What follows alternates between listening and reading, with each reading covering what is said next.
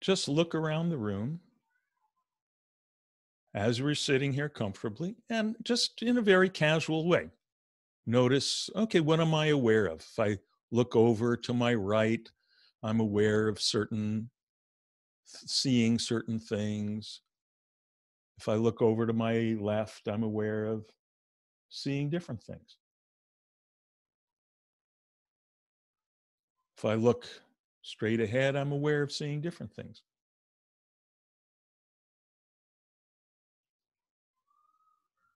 Let's pull our shoulders up towards our ears. So you feel whatever that feels like to have your shoulders pulled up. Maybe it feels kind of uncomfortable.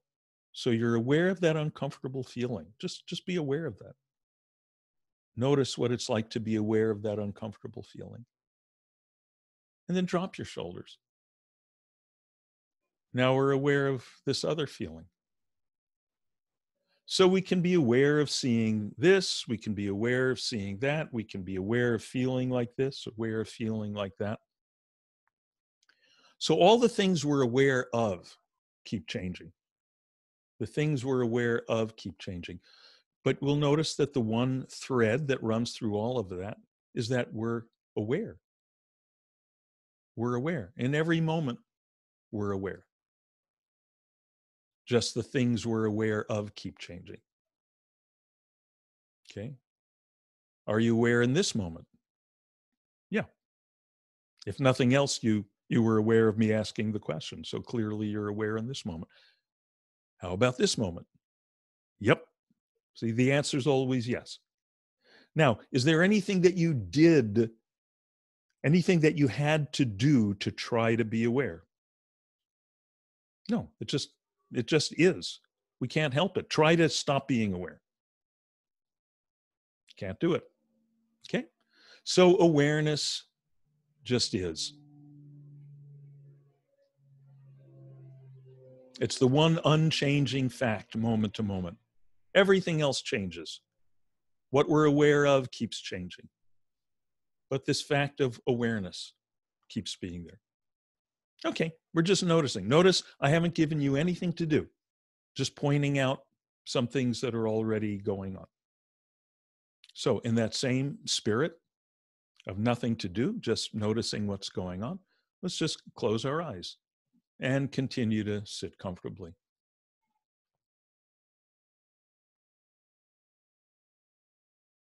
Now, when we close our eyes, what changes? Of course, we stop being aware of the objects in the room, or at least we stop being aware of their visual aspect.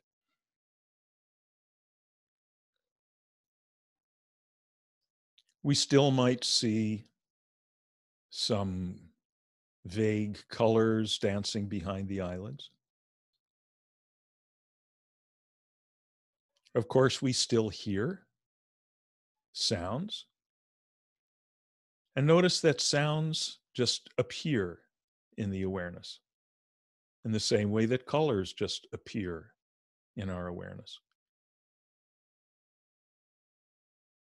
We don't have to try to be aware of colors or sounds or anything else.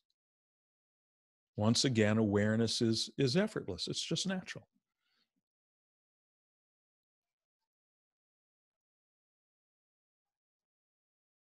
So the sounds come and go within this awareness.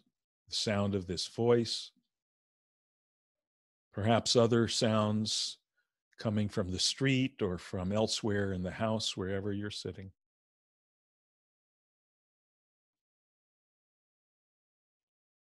There's no effort to hear them,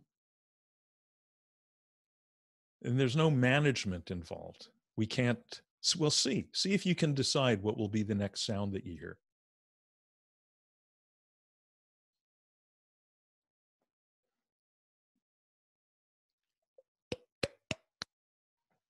I didn't see that coming.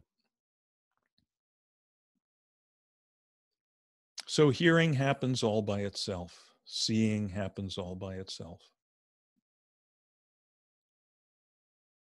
Sensations, feeling warm or cool, loose or tight in your body, stomach full from dinner or not.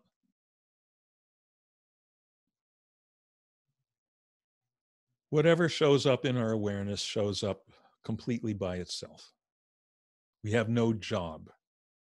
We're not the manager. We're not the monitor. We're not the traffic cop of our own experience.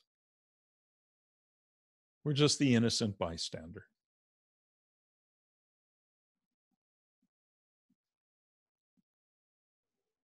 So we may as well really embrace, really enjoy our luxurious unemployment here.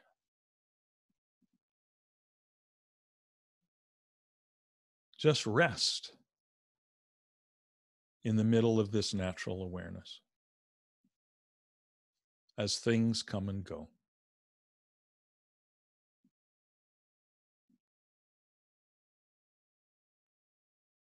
Just letting whatever comes come, letting whatever goes go.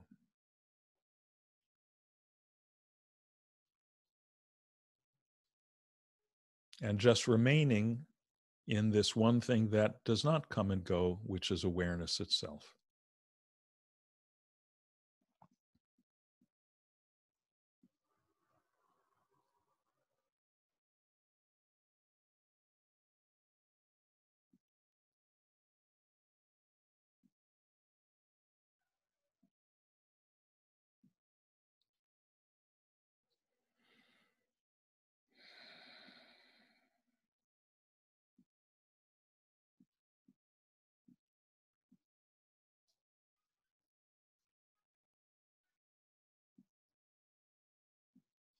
We might notice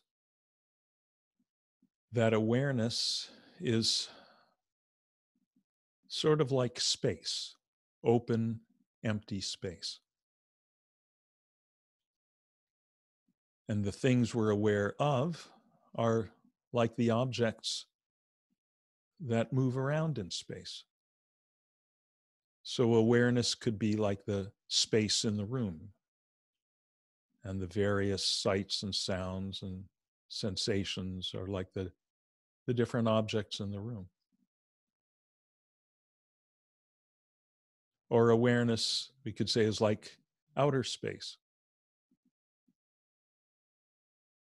And all the experiences, the things we're aware of, are like the planets and the galaxies.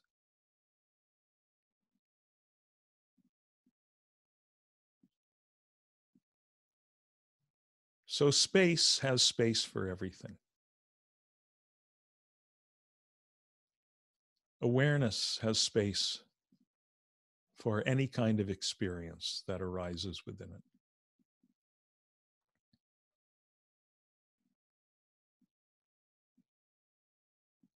And like space, awareness is not affected by anything that arises within it.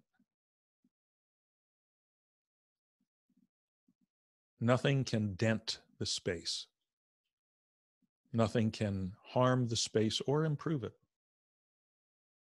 It's just pure, open, empty space.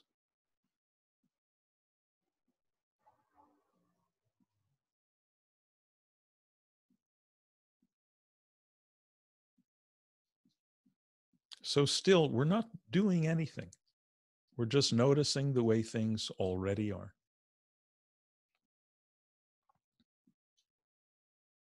We're already aware. Awareness is already like open space. And all the experiences that come and go within our awareness come and go by themselves, frictionlessly.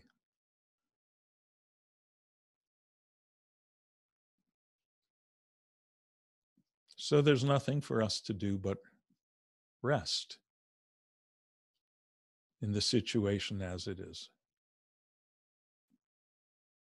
Rest in this open, space-like awareness, as we already are.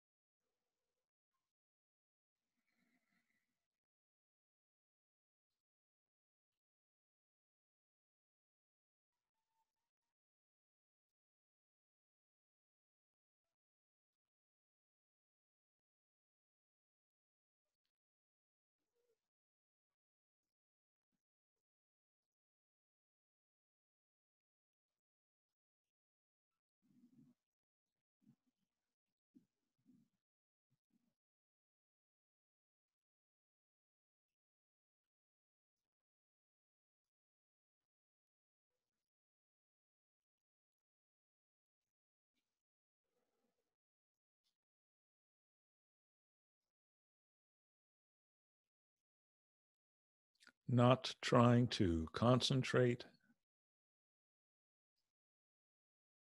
not trying to hold on to anything or prevent anything, not trying to feel anything special,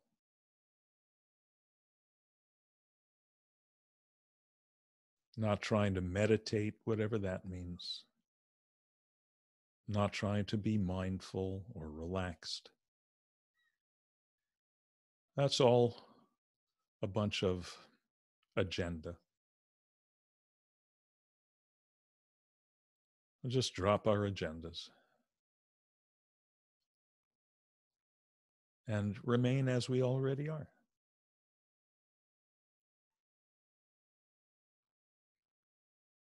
We're always already aware. Awareness is always already like open space. All we have to do is rest in it. Drop our agendas and rest.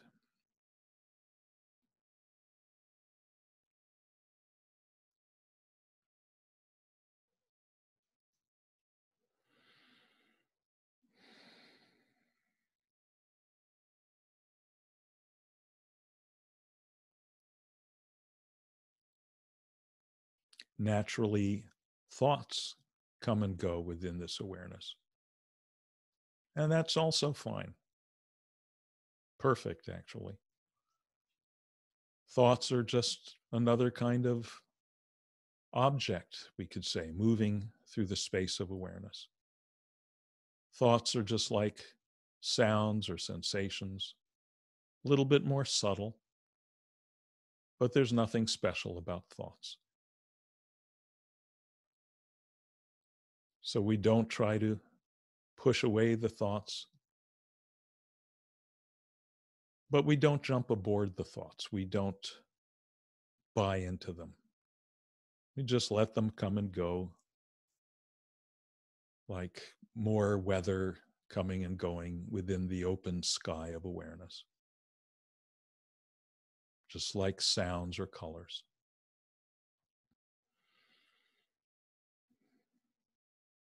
Just rest as awareness, rest like open space. That's simple.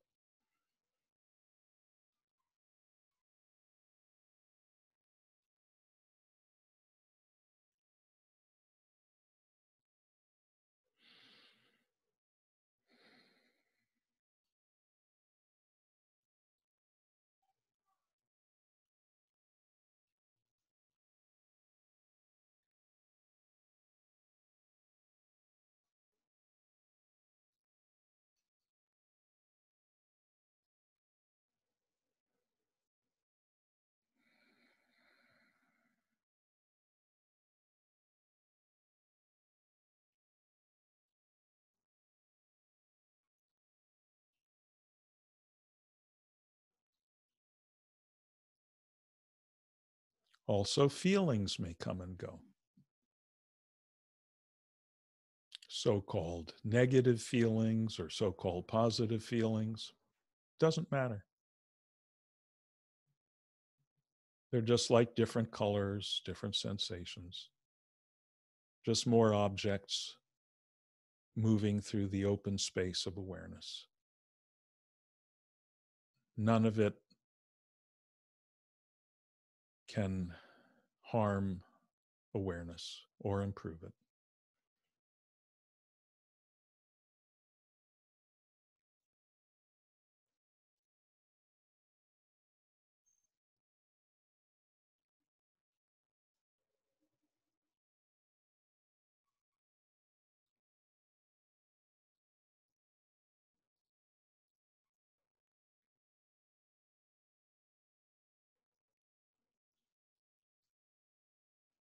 So nothing to do but completely give up to this open space of awareness.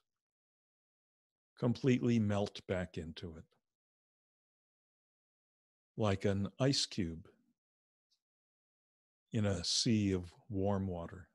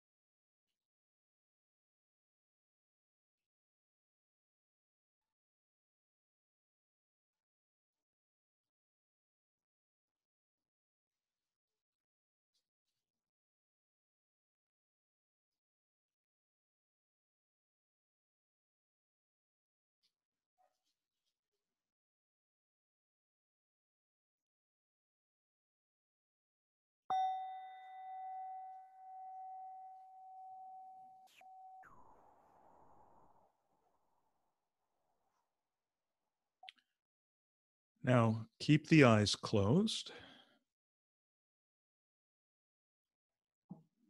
and take a few minutes to start gently bringing the body back to a more active state. You can wiggle your toes and fingers.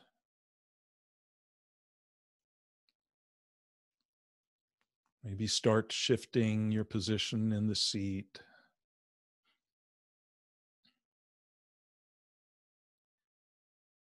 Maybe start stretching your limbs. Just get the body going again, the blood circulating again.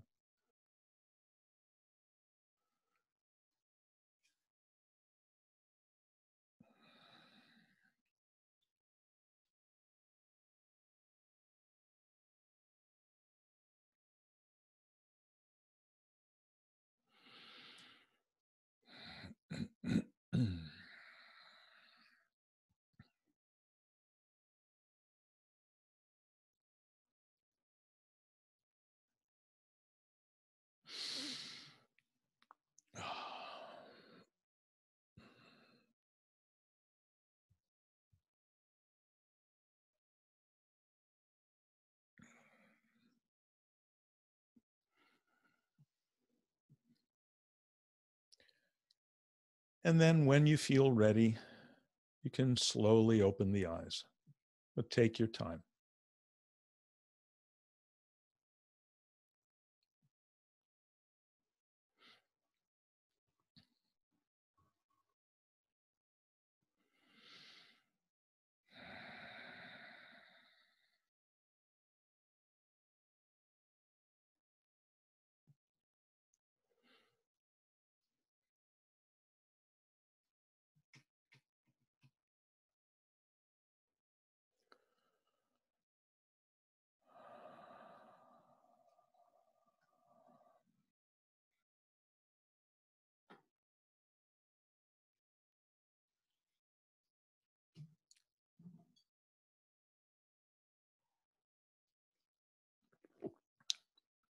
Okay, how's everybody doing?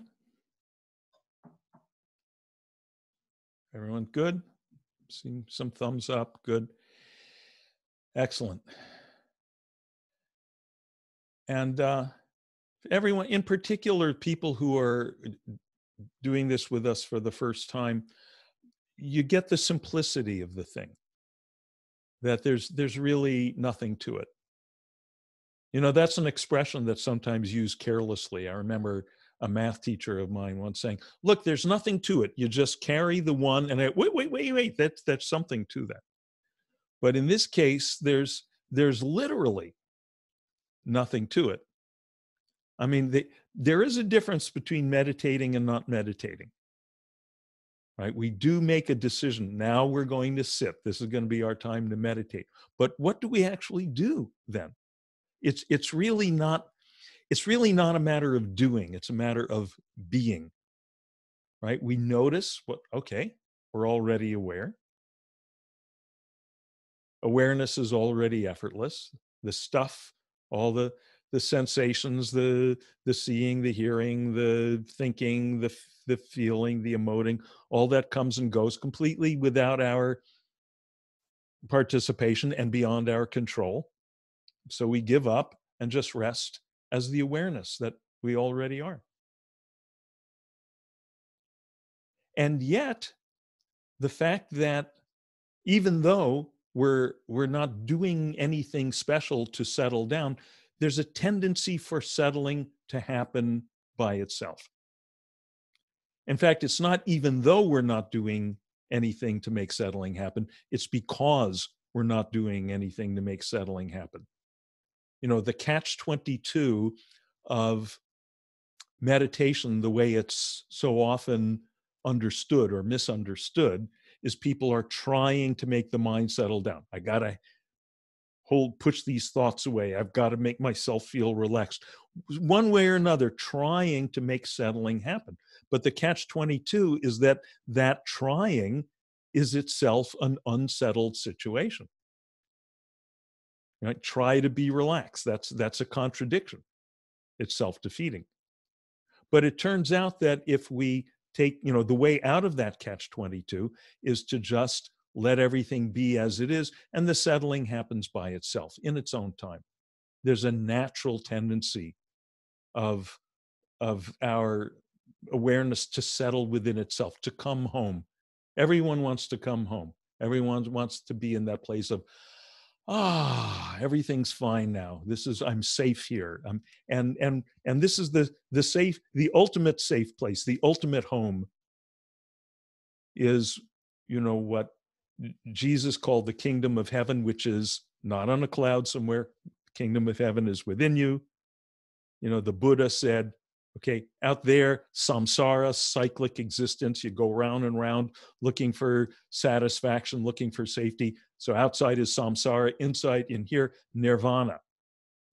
Literally means blowing away, the blowing away of all that going round and round, all that confusion, the simplicity. So we're drawn into that naturally if we just let that happen. Okay. Any questions about the meditation itself? And for those of you who are new to Zoom, if you go down to the bottom of the Zoom window where it says participants and you click there, you'll see one of your options. There's a little blue hand icon. You click there, and that's the digital way of raising your hand. So any questions or comments, observations? Let me just say, before I forget, again, for people who are new, that you don't have to wait till next week or Thursday for the next one of these Zoom sessions to do this again. You can do it on your own because it's so simple. It's really good to sit down for a few minutes every day. And one thing, especially early on in your practice, if you go to my website, deanslider.com or deanwords.com, there's right from the homepage, there's a link that says meditate now. You click there, it'll take you to a 12-minute guided meditation track. So you got the training wheels available there. So it's really good to have a time where you can sit down every day, just like brushing your teeth without even thinking about it. Okay, so anything on anyone's mind about any of this stuff?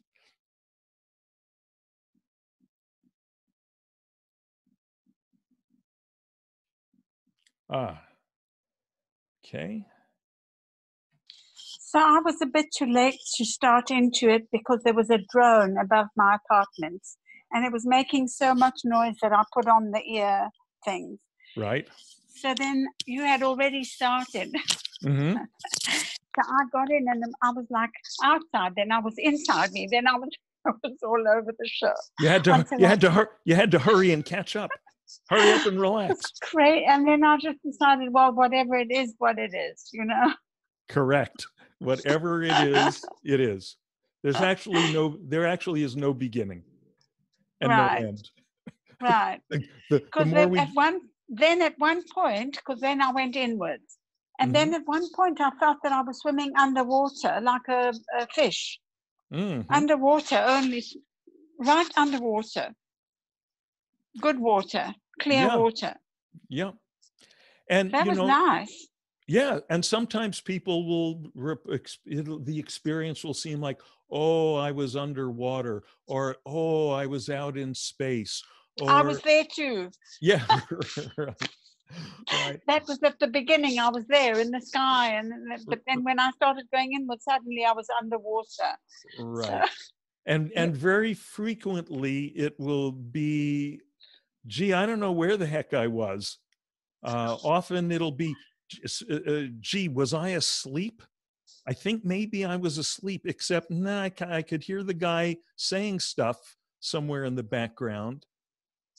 So maybe I wasn't asleep. Now, by the way, if you were asleep, that's great. It means you needed some sleep. Sleep is another one of the things that comes and goes within our awareness. Whatever comes and goes is fine. By the way, the sound of the drone, if that appears in awareness, that's also fine. That's also fine. The idea that, oh, we have to get rid of the sound in order for us to meditate, it's really great to have stuff happen that you can't control.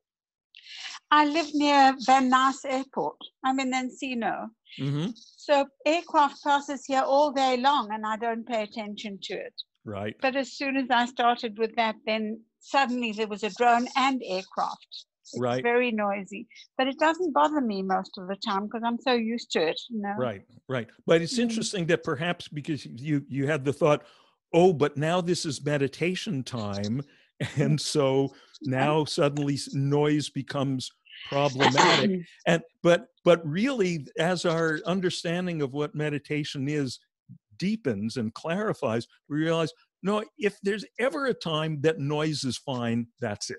This is it. Well, can I tell you that last meditation, I never shared this then, but I twice saw myself wandering off away from myself. I was on the left side of me and I was like, I distanced away from myself. And then the other time I was on the other side. Yeah, so, you know, in front of your virtual background there, it sort of looks like that's happening now. Those are my flower paintings. Yeah, lovely, lovely. I want nice. All your paintings, Esther. They're really lovely. I'll change them every time. Look, great. The only one I've ever done like that. That's the only painting of flowers like that. I love that. But I want to get back to actually two issues that you raised. One is, you know, sometimes, as I'm saying, it might seem like, oh, I'm underwater, I'm in the sky, I'm in the earth. Sometimes people report, I felt huge. I felt like the space between my eyes was miles and miles, or I felt tiny, or I felt like I was spinning, or I felt, I don't know, what are those people talking about who talk about all this stuff? I don't feel anything. I kind of settle down, maybe become a little more relaxed. I'm not even sure of that, but you know, it's happening easily. And when I come out, I feel maybe a little better, a little more settled. The important point here is that whatever happens by itself. So that when we hear people say, oh, gee, I felt like I was underwater and it was so lovely and blissful, that's great to hear all the possible experiences, but we want to not draw the conclusion, oh, so good meditation means I should feel like I'm underwater, and if I don't, something's wrong. So I got to even subtly try to feel something cool like the other person reported. So no. We go in with just every time with the idea of here goes nothing. Whatever happens, yes, whatever. That's in one word, there's the whole teaching, whatever. I like that. Yeah. Like that feeling. And particularly about sound in meditation. You notice I kept saying noise. Now, the language that we use can be important because can you see even in that word noise, there's sort of a certain amount of judgment built into it. Noise sounds like something undesirable. It does, yeah. So for starters, let's not say noise, let's say sound. Sound. Okay. Here's and my old teacher Maharishi, you've heard me say, you know, how he would drill things into us. He would say the same thing over and over, dozens of times, hundreds of times. And one of them was, noise is no obstacle to meditation. Noise is no obstacle to meditation. So one time, this was in 1971 or 72, I was on a long retreat with Maharishi. I was in the island of Majorca in the Mediterranean. Wow. And we were in an off-season hotel on the beach. Maharishi did something very clever, which is in winter, we'd go to beach locations. And in summer, we'd go to ski locations because they'd be cheap, right? Because no one wants to go to the, right? And we because all we were going to be doing was sitting inside with our eyes closed. So I'm sitting there on the 6th floor of the hotel. What was it? I think the Hotel America in Cala Antena, Majorca. And we're meditating for hours a day on these retreats. And it's winter and I'm bundled up and I'm in my long johns and I'm wrapped in a couple of blankets because the I get set up in my meditation seat, and I realize what's going on out there in the hallway. And it's the maids from the hotel. There was a little alcove right across the hallway from the door to my room. And that alcove was the place where the maids would gather to gossip.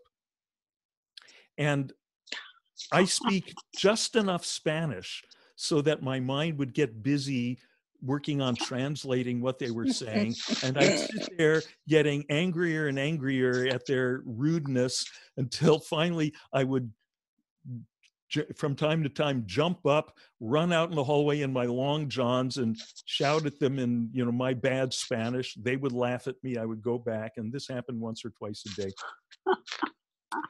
Finally, I went to the retreat manager and I prevailed upon him to get the maids to find somewhere else to gossip. And I go, so this is now used up a couple of days of the retreat. So I think, okay, good. Now I can really settle into meditation. Now I'm not going to hear those maids. So I get set up in my cushion again. I'm wrapped up in my blankets. And now that I'm not hearing the maids, I start noticing all the sounds made by the radiator. Okay. And the radiators, popping and cracking and rattling and so forth. Oh, how can I possibly meditate with the radiator making all this noise?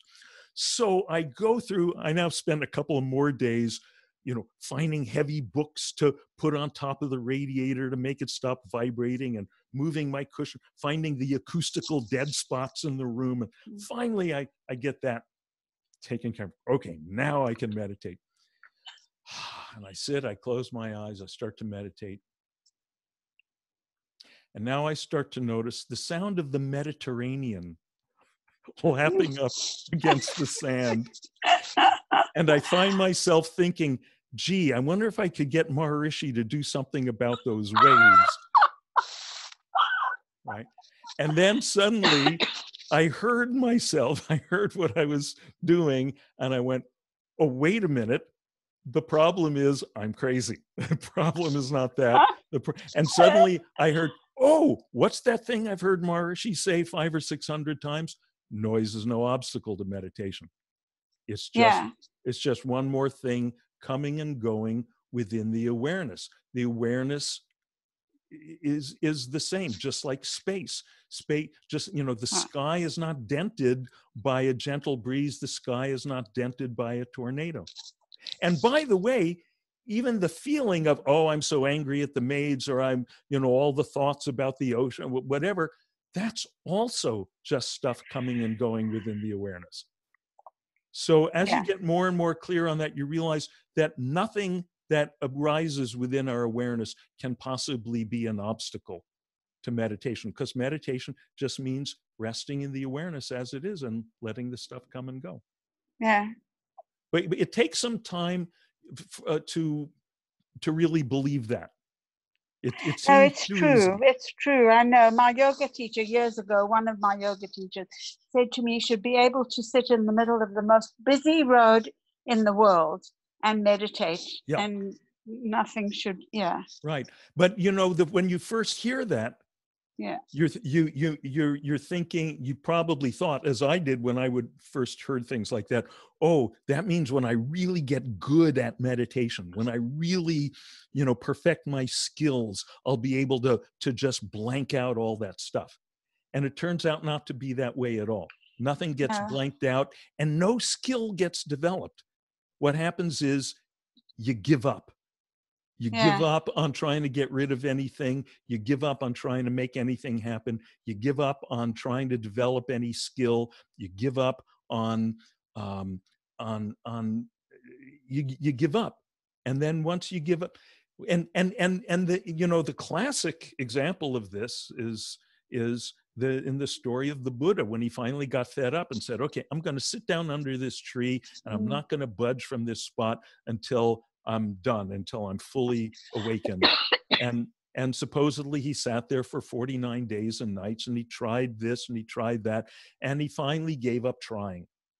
And when he finally gave up trying, that's when it happened. that was it. That's when it happened. And it's recorded that what he said at that moment was, how wonderful, how wonderful. And he did not say, how wonderful, I finally got good at concentration, or how wonderful, I finally pushed away all the sounds and all the thoughts. He said, how wonderful, everything is cool just the way it is.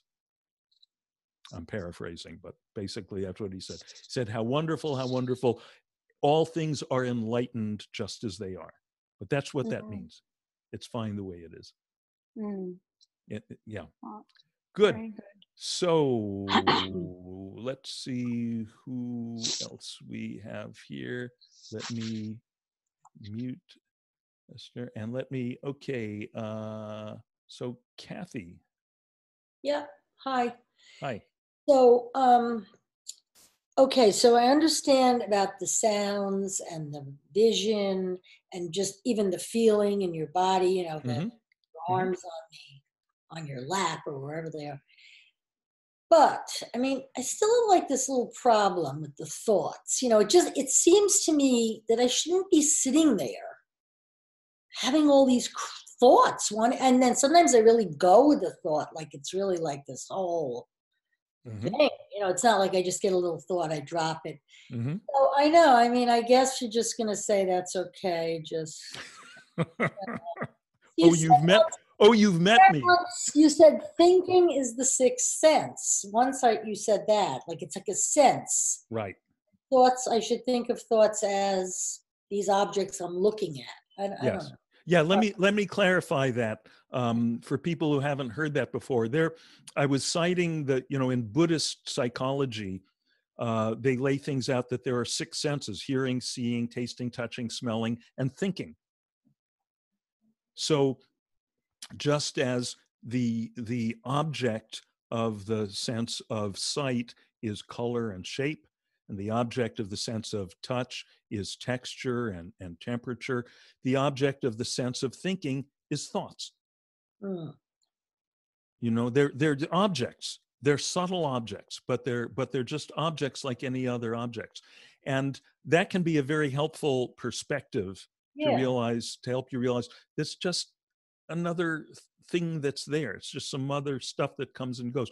One of my teachers compared thoughts, because there is this thing that we can get so caught up in thoughts that we forget that they're just thoughts.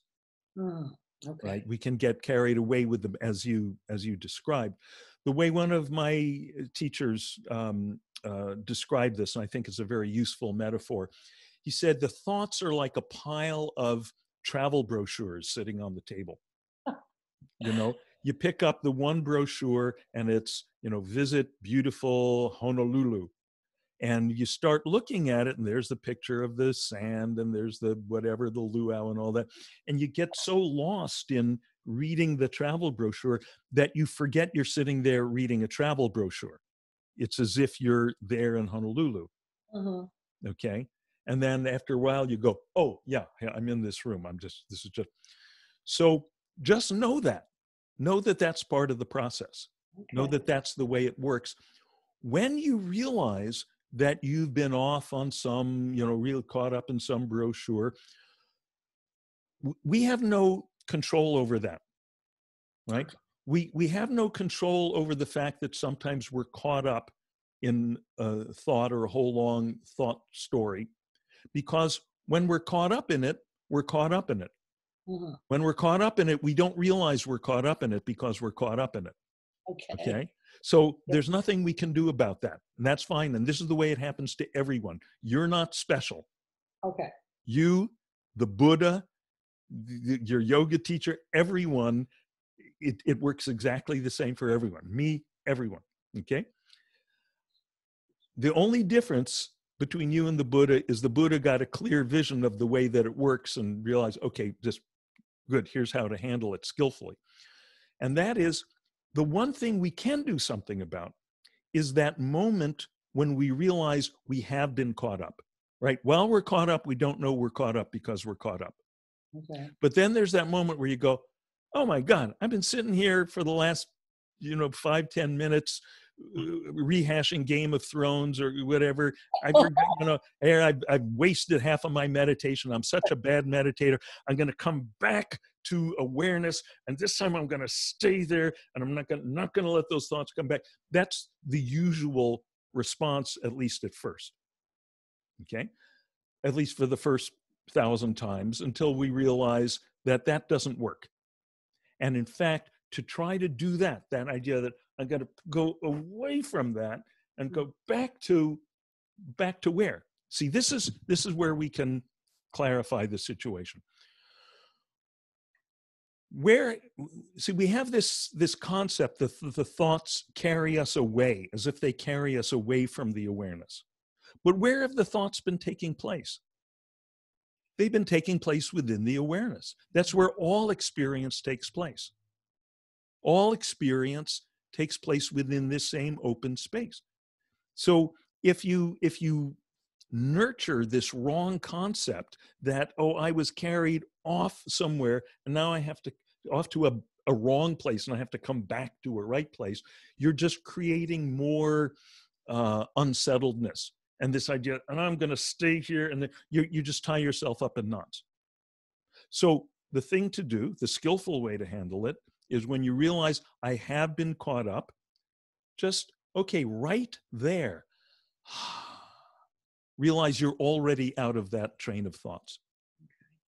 Just, if anything, when you realize that you've been gripping on something, you realize you've been holding on to the thoughts or holding on to the feeling or resisting it, whatever it is, just relax your grip on it, relax right back into this awareness that you've never left, which is right here. Mm-hmm. Otherwise, we're like a fish swimming around going, oh, I got carried away from the ocean. I got to get back to the ocean. And you make yourself busy. But you're in the ocean. But you're in the ocean. You're always in the ocean. What did you say was the difference between me and the Buddha, how he handles this? How did he handle it? Yeah, he handled it just this way, by realizing, okay, everything's enlightenment just the way it is. There's don't try to manipulate my experience. Just be cool with it. Just, okay, the 3 words to carry away is always rest in awareness. Or it becomes more and more clear to us, it's rest as awareness. Really, I am this open space. I am this awareness. Everything else is coming and going within me, within this I awareness. And there's nothing I have to do about it. And when I realize I've been caught up in something, just relax my grip on it, relax back into myself, relax back into this open space like awareness. Thank you. Okay. Good. Thank you. Right. Okay, so Fuding. Moi. Yes. Oh, I was just going to say about the sound thing about meditating. Mm-hmm. It was very nice for me anyway. Deep meditation as always with you. Mm-hmm. And the group. Anyway, so I had so when you were talking about the sounds coming in and out, so I had the image of, oh, okay, I'm going to be like an invisible man floating through the cosmos and just let light go right through me. Mm-hmm. And then likewise, so any sounds or whatever, just let it go through you. Yeah. And I had a bit of training, because it's easier said than done, of course, but I had some... Actually, no. Oh, okay, not. Anyway. Actually, no. Well, at least for me, I had some practice because my next door neighbor, supporter and heavy metal fan, and he used to play music so loud that the cops came maybe 40 times until he was arrested. But anyway, for years like that, he would play really loud music. And I thought, God, what irony, because here I'm into meditation. I couldn't meditate, half the house because of that. But then I remember a story about Ramakrishna and his head disciple, Vivekananda, was complaining when he was a student about the factory whistle that went across, right across the river. So every hour or whatever, they would have this loud whistle. He complained to Ramakrishna, hey, there's always going to be some sound in the world. Get used to it. That's all. Don't let it bother you. Just put your attention elsewhere. Don't dwell on it. Mm-hmm. Anyway, from that kind of training, I had years of meditating with that loud metallic music going. Yeah. How fortunate. Yeah, but it's doable. Yeah. Really, just like, you know, when you're driving and your mind may be totally elsewhere, and yet another part of you can steer yourself to your destination. Likewise, you can put your mind elsewhere. This is one of the reasons why I love teaching meditation in prisons. You know, because the environment is so completely uncontrollable. and the guys that I work with in prison, to me, they're the master meditators, because they you know, they live in an environment that's constantly noisy, that's constantly full of potential danger, that's constantly, and they have no hope of changing the environment. Unlike me and my Majorca story, they can't go complain to someone, right? And so they have to find what Pema Chodron calls the wisdom of no escape. Beautiful. Yeah, isn't that the wisdom of no escape? Yeah. You know, it's very, very fortunate. I remember very clearly once being on when I lived in New Jersey, being on a New Jersey transit train from New Jersey into New York. And I'd had a long day those days I was teaching school, and I'd had a long day of teaching. Now I was going into the city for something or other. And it was, you know, time for my evening meditation. I thought, oh, so great. I'll sit back here in the seat. And just as I get started at the next stop, the girl comes in, teenage girl, sits in the seat just behind me and starts yakking at, you know, on her cell phone, blah, blah, blah, blah, blah. Did you know? And I just went through all this, and how rude, and all of a sudden I saw what I was doing. All of a sudden I saw that I was creating suffering for myself. And that the suffering, and this is the whole teaching of the Buddha, this is the Four Noble Truths in a nutshell, is that we think the suffering is inherent in the situation on the outside, but it's not. It's our resistance to it. And when you learn to just let everything be, okay, there's some sound out there, you just treat it like it's just some stuff there. And you find that, okay, you can, that it's just another thing you're aware of. And the very fact that you're aware of it means awareness is present. And the nature of awareness is always like open space. Now, it's the one thing that takes some time is we're so used to having our attention on the shiny objects, on the things that we're aware of, whether we consider them positive things or negative things, that we tend to not be aware of the awareness. It's like we see everything in the foreground and we miss the background, which is the silent awareness, which makes all the foreground experiences possible. But through meditation, we settle back into this silence, this awareness, this that's usually in the background, and it starts more and more coming into the foreground. And more it starts being there all the time without our having to sit and close our eyes, which is really kind of an artificial thing. Why should we have to do something special, meditate, in order to experience what we essentially are? You know, Jesus says the kingdom of heaven is within you. Buddha says nirvana is your natural state. Not that, oh, you can attain it, you can get glimpses of it by sitting with your eyes closed. We should be just living in that all the time, and eventually that's gradually, incrementally, that's what happens. That's called awakening. That's enlightenment. It's nothing mysterious. It's just becoming aware of awareness more and more all the time, and of the just beautiful, pristine, infinite okayness of what we've been all along. That's a good book title, Infinite Okayness. Yeah, I should make that my next one. Yeah. Good. Okay. Who else? Yes, Yehudit. Yeah. Hi. Hi. Hi. I'm cleaning a lot, and I found a magazine from 2015, and you wrote a beautiful article about sitting in a cave. So I really enjoyed reading that. So I was wondering if you can tell us a little bit about this experience, and also if you would recommend sometimes to sit somewhere in pitch darkness, I mean, really pitch darkness, to have this similar experience, since we cannot go out and find a cave now or create a cave at home. I don't know. Right. Lovely. By the way, that article, thanks, I forgot about that one. 2000 LA Yoga. Cave Optional was in LA Yoga. If you go to my website, there is a page called Media, where I've got all my old articles, articles by me and articles about me, and then also you know, some TV interviews and podcasts and things. So there's a lot of fun stuff there. So yeah, I think I wrote there about a couple of different experiences sitting in caves in India. But, you know, I think the main point there is in the title, which is Cave Optional, right?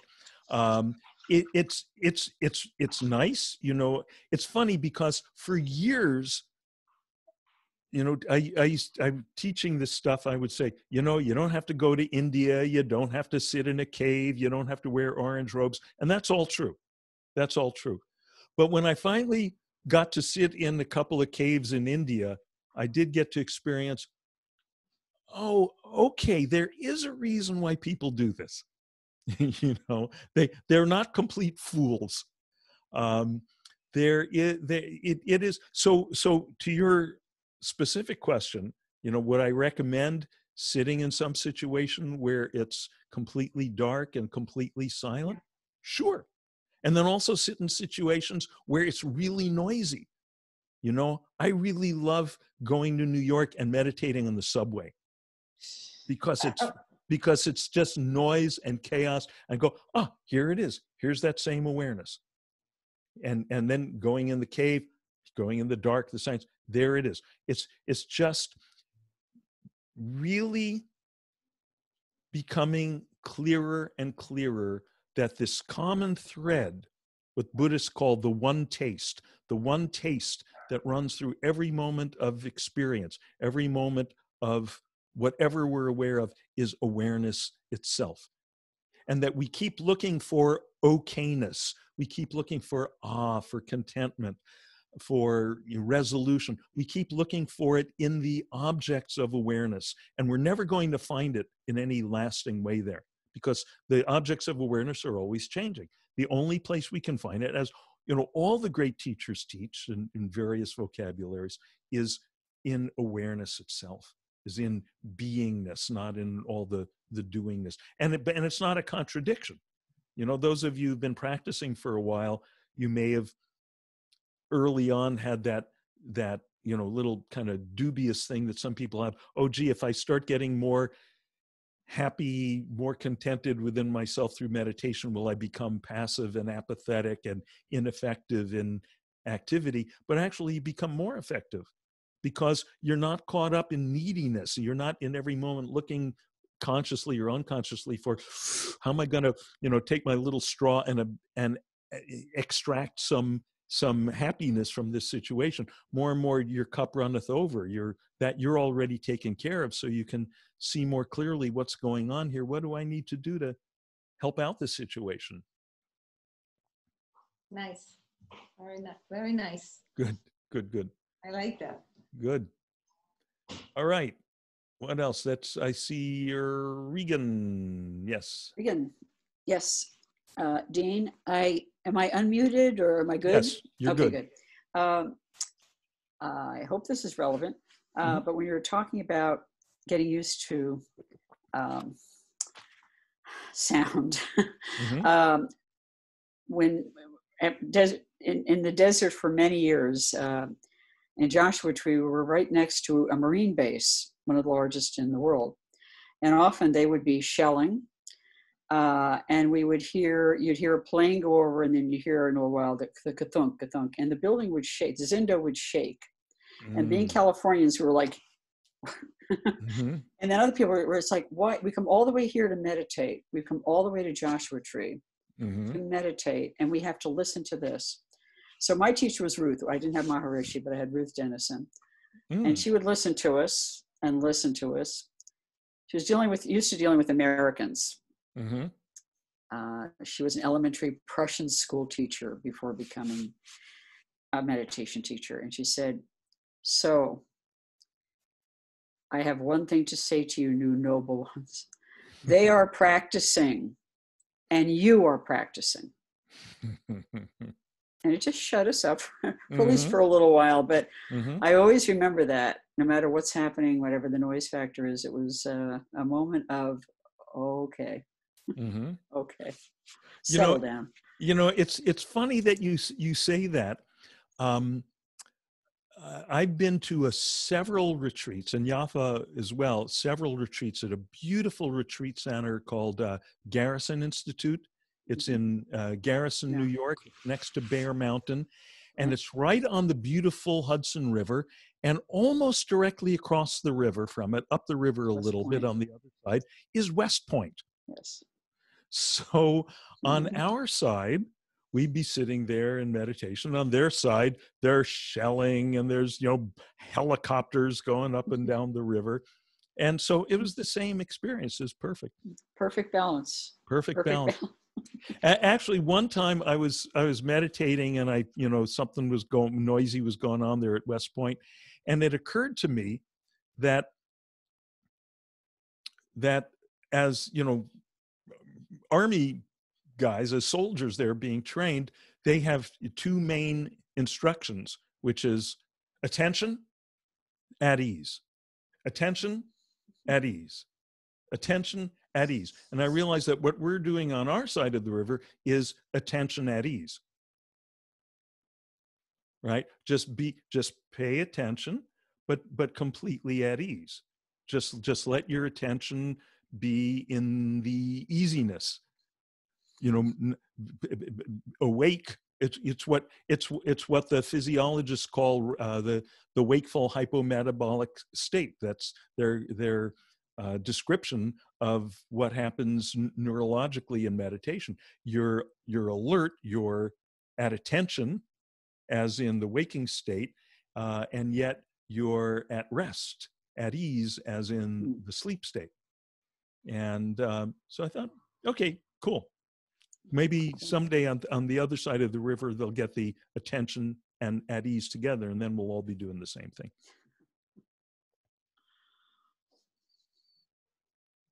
Okay, and who else? Fuding, is your hand up again?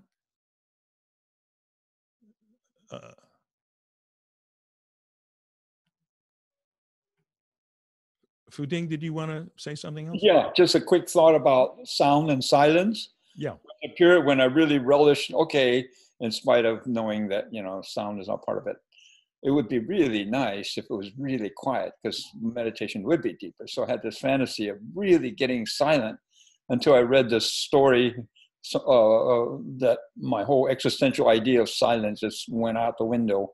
It was a story about John Cage, that famous existential, you might know this story. Anyway, he wrote this book called Silence. So he's into sounds and exploring all dimensions of sound and music. And so he got special permission to NASA and the aeronautics, these special chambers, because they test these engines and every bit of sound counts in orbit. So he got permission to sit in there, and they close the doors at all these fancy baffles and so on. And he realized it was so noisy, because now he could hear the workings of his own head and his own metabolism.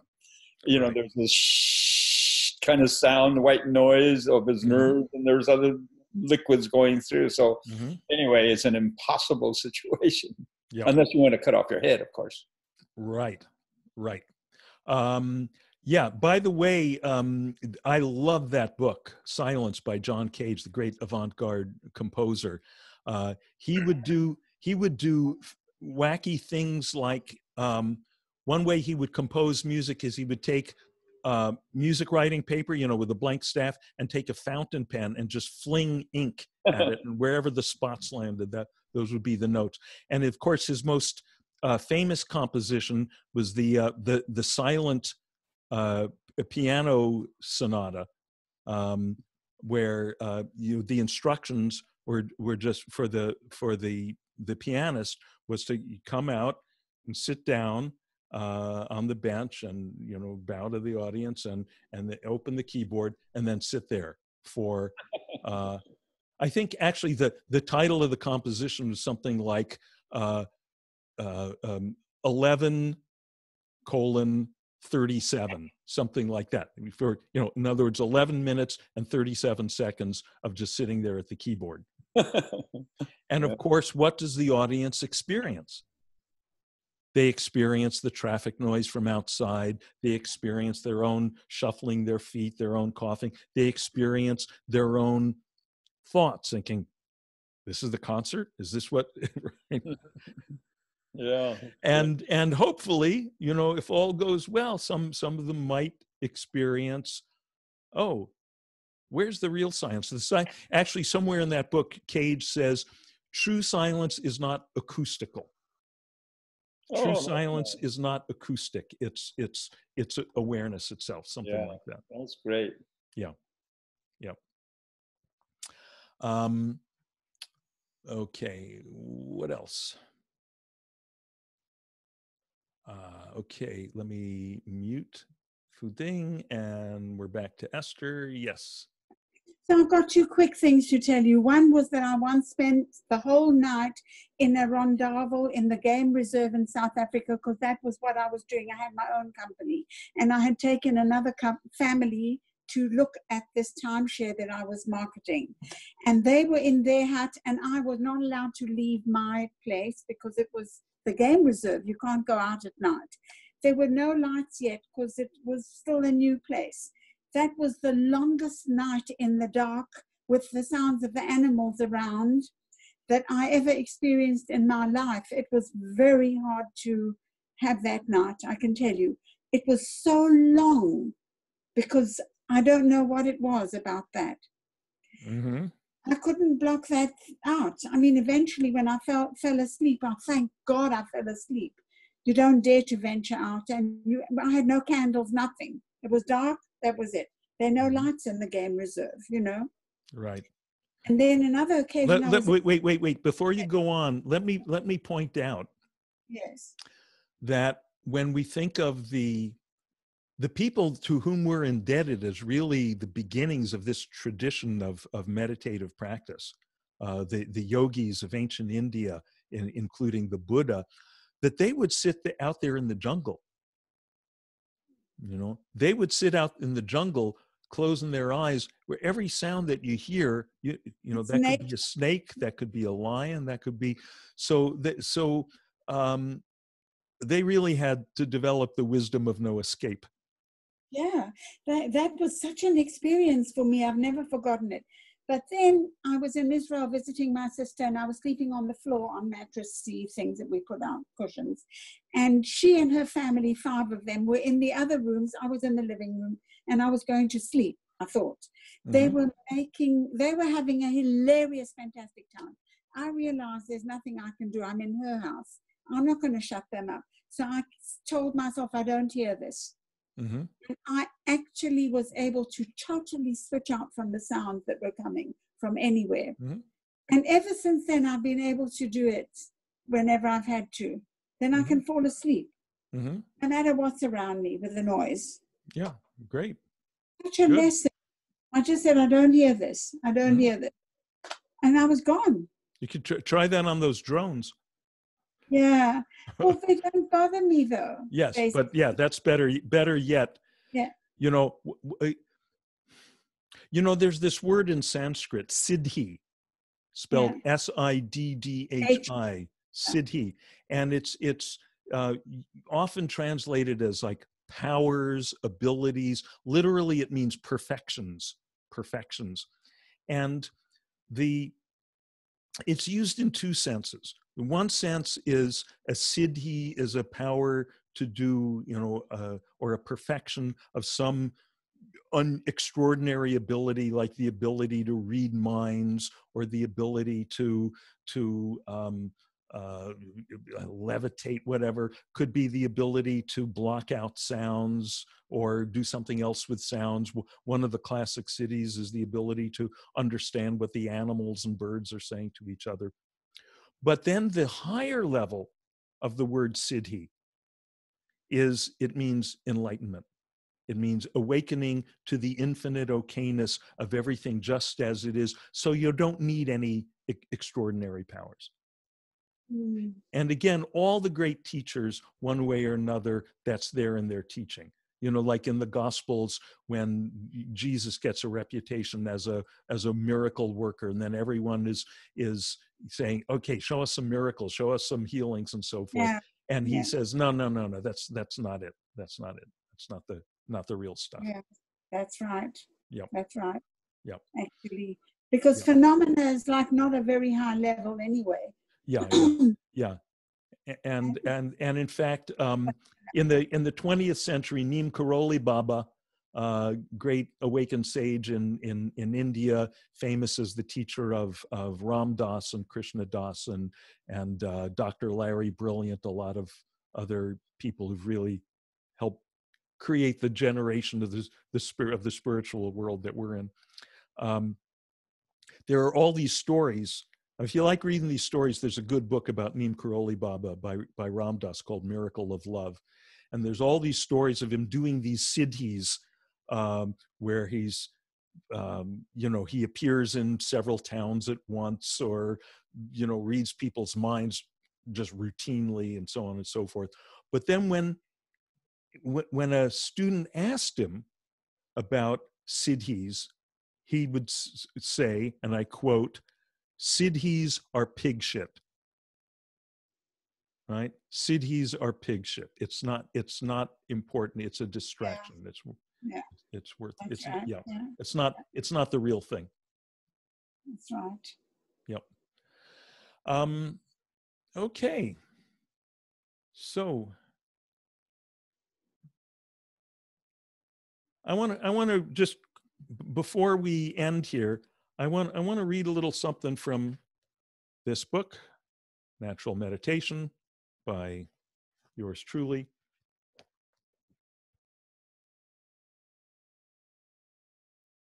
And this has to do with the way things become, the way our life becomes as we continue to meditate. Because, it's not so much about what happens during the time of meditation.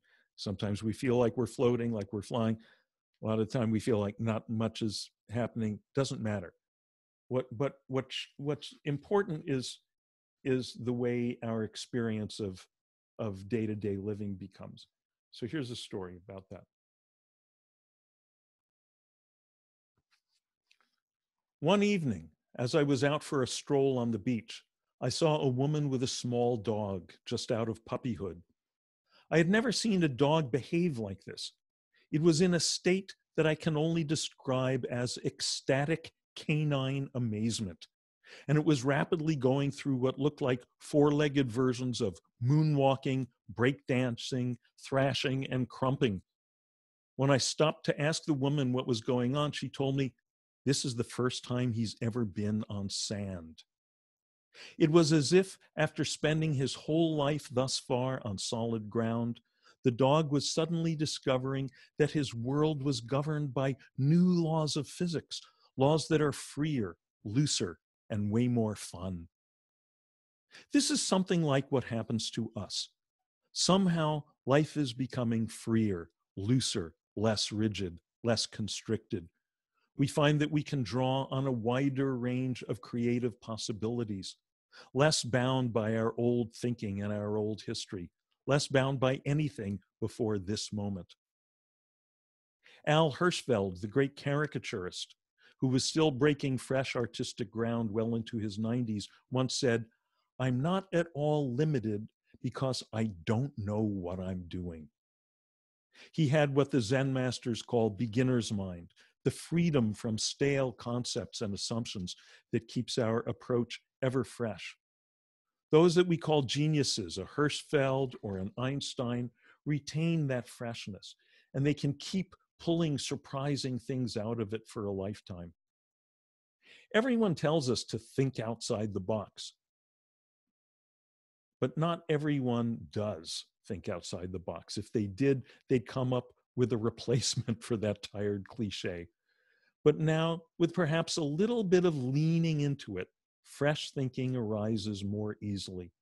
Whether you're a musician or an engineer or a school administrator or whatever, you just see creative options that weren't there before. So I just like that image of the little dog on the sand, discovering these freer laws of physics. So may all beings swiftly realize those freer laws of physics. May all beings swiftly realize their true nature, boundless space-like awareness, infinite okayness, the happiness they were looking for everywhere else that's been right here all along in the one who was doing the looking. And thus may all conflict, all disharmony, all war spontaneously evaporate. And in Sanskrit, the same wish. Loka samasta sukhino bhavantu. Loka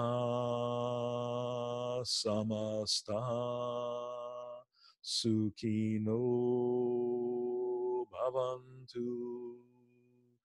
Loka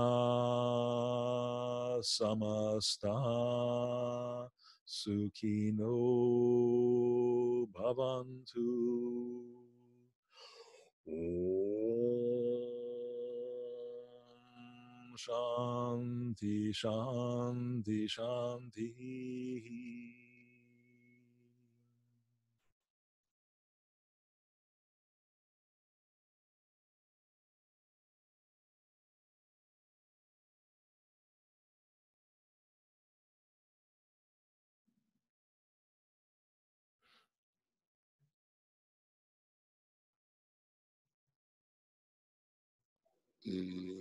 Thank you, everyone.